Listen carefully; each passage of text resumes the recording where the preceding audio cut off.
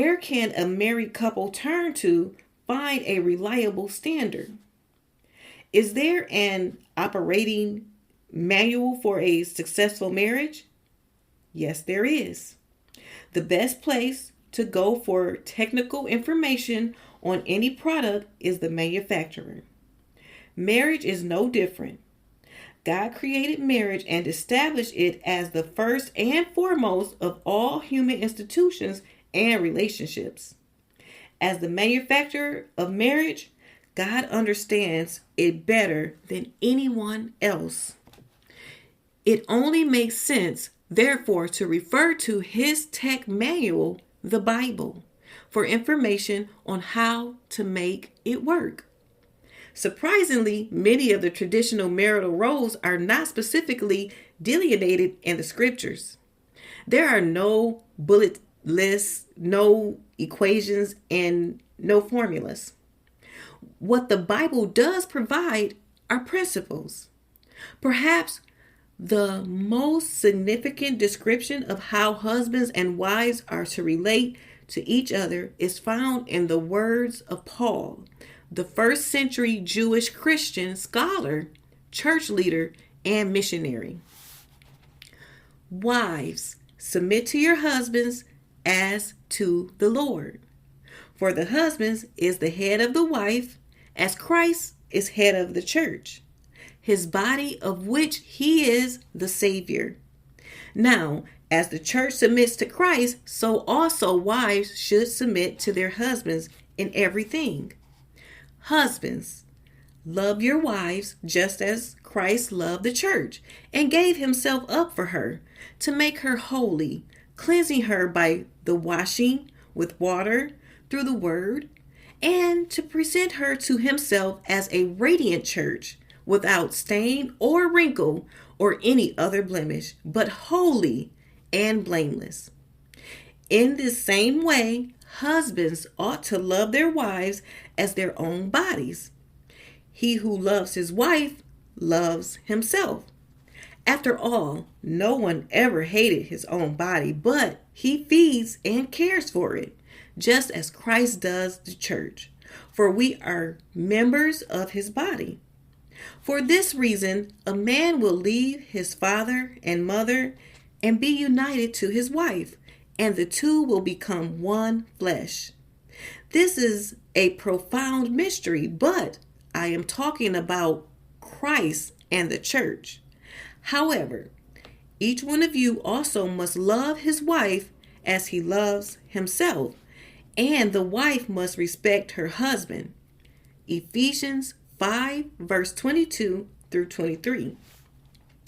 These verses mention nothing about specific fixed roles for the husband and wife, but they do identify certain principles that should guide their relationship: submission, love, and respect.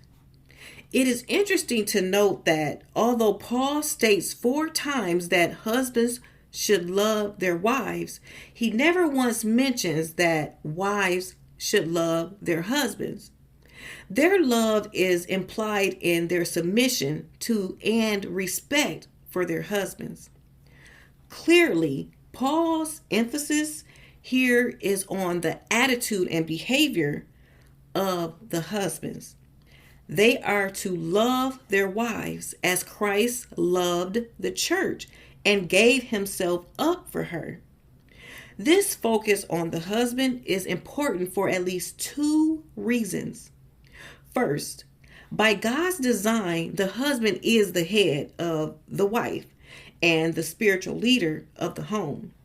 His attitude and behavior will set the spiritual tone for the home and profoundly affect his wife's general and spiritual well-being. The second reason is less evident to our modern day social understanding. During the first century, when Paul wrote these words, women in both Jewish and Roman society were regarded as second-class citizens and had few rights of their own. Wives were viewed as little more than the property of their husbands. Paul's call for husbands to love their wives, particularly in the self-sacrificing way that Christ loved his church, was a radically new concept, even revolutionary in its implications.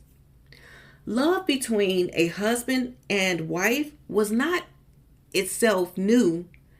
Ancient literature of every culture is full of love songs, but Paul's emphasis was he was referring to a love in which a husband would serve his wife as Christ served the church and would give his life for his wife as Christ gave his life for the church.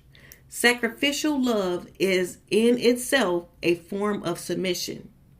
Paul was talking about a love that would evaluate a wife to equal status as a person in her husband's eyes.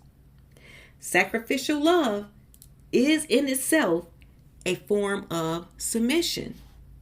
The closest this passage comes to defining marital roles is to say that a husband's role is to love his wife in a sacrificial, self-giving way, and a wife's role is to submit to her husband as the Lord and to respect her husband. These roles are reciprocal. Any husband who is truly faithful to do his part will make it easy for his wife to do her part. Likewise, any wife who has a husband who loves her in this way will have no problem respecting him or submitting to his headship. At the most basic level, then, a husband and wife should relate to each other through mutual love and submission rather than through a set of predefined roles, no matter what their sources. Relating without roles. Essentially, marriage is a roleless relationship. It can be no other way if the marriage is truly grounded in sacrificial love.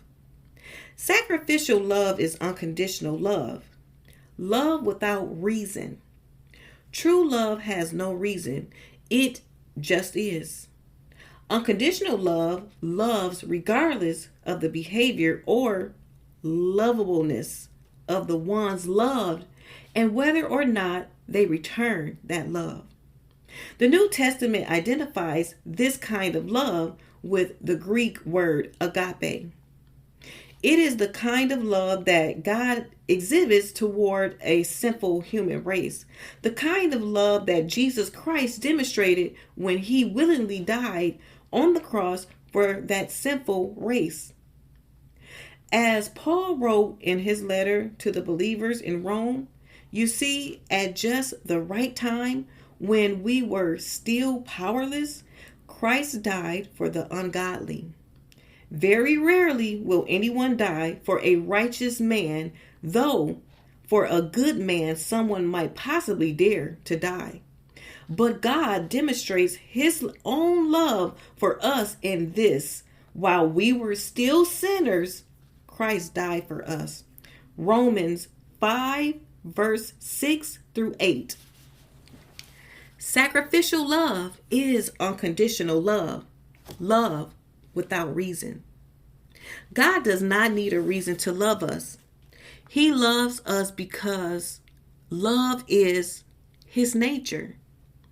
His love for us does not hinge on whether or not we turn over a new leaf, clean up our act, or love him in return.